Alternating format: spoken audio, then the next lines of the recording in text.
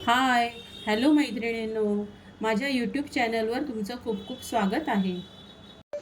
तर मग आज श्रावणातील पहिला सण म्हणजे नागपंचमीच्या निमित्ताने मी आज पहिलीच रेसिपी दाखवत आहे, हळदीच्या पानातील पातोळ्या. मग साहित्य बघूया.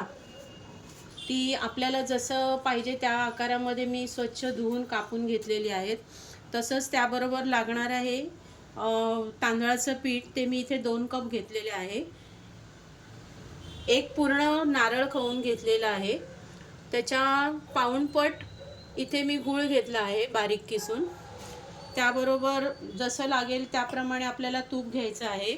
वेलची पावडर घेतली आहे आणि काही ड्रायफ्रूट्स, काजू, बदाम आणि मनुका. चला तर मग कृतीला सुरुवात करूया. त्यासाठी सर्वप्रथम गॅसवर आपण कढई ठेवूया. कढई गरम झाली की आपल्याला 1 चमचा त्यामध्ये तूप घालायचे. तूप थोडे विरघळले की आपण घेतलेला नारळ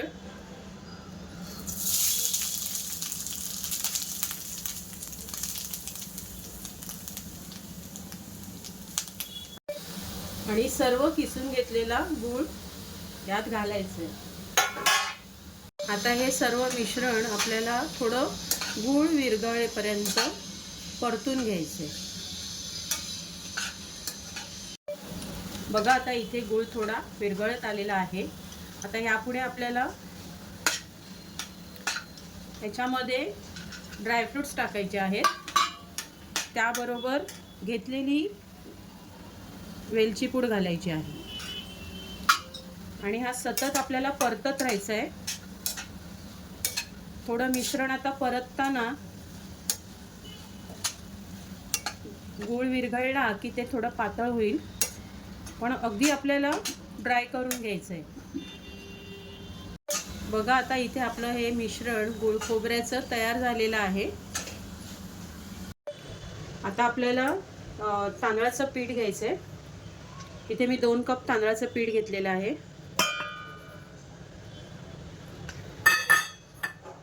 त्यामध्ये थोडंसं किंचित चवीनुसार आपल्याला मीठ घालायचं आहे.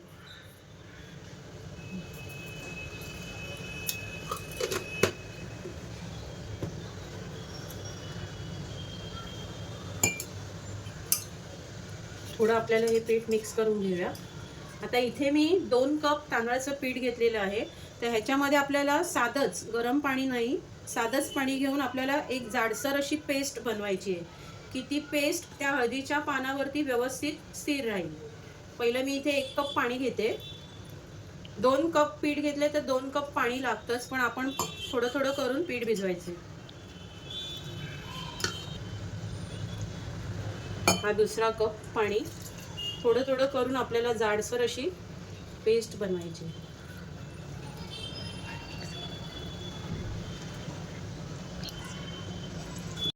बघा, ही अशी घट्टसर पेस्ट आपण बनवून घ्यायची. एक साईडला आपल्याला गॅसवर इथे मी पाणी घेतलेलं आहे मोदक पात्रात. ते आपल्याला उकळवत ठेवायचं आहे की पाणी उकळलं की आपण त्याच्यामध्ये तयार पातोळ्या ठेवूया. प्रथम आपण हळदीच्या पानांना हे तूप लावून घ्यायचे.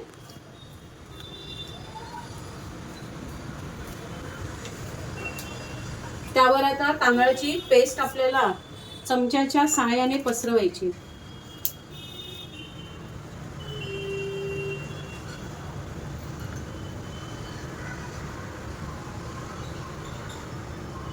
जेवढा तुम्हाला पातळ थर लावता येईल, एकदम पण पातळ करायचा नाही.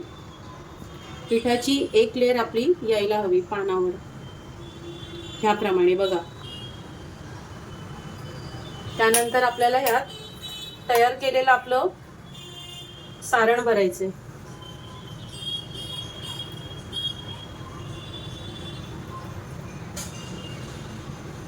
या प्रकारे भरून घ्यायचं. आता ही दोन्ही साईडने पानं अशी जुळून घ्यायची. पहा, ही झाली आपली तयार पातोळी. आपण इथे जे पाणी गरम करत ठेवलं होतं त्या पाण्याला आता उकळी आलेली आहे.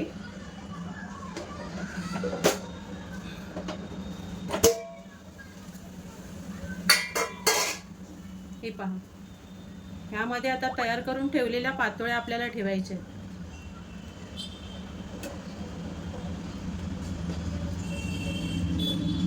हळदीच्या पानांचा खूप सुवास सुटलेला आहे.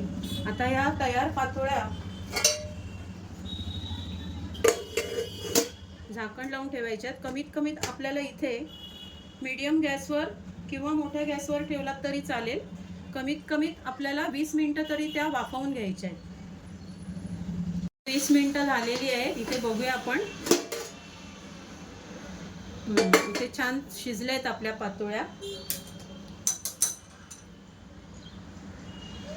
ह्या आता आपल्याला थंड होऊ द्यायच्या आहेत. एका प्लेटमध्ये आपण काढून घेऊया आणि थंड व्हायला देऊया. शिजून थंड झालेल्या आहेत.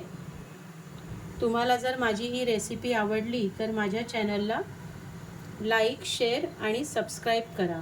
थँक्यू.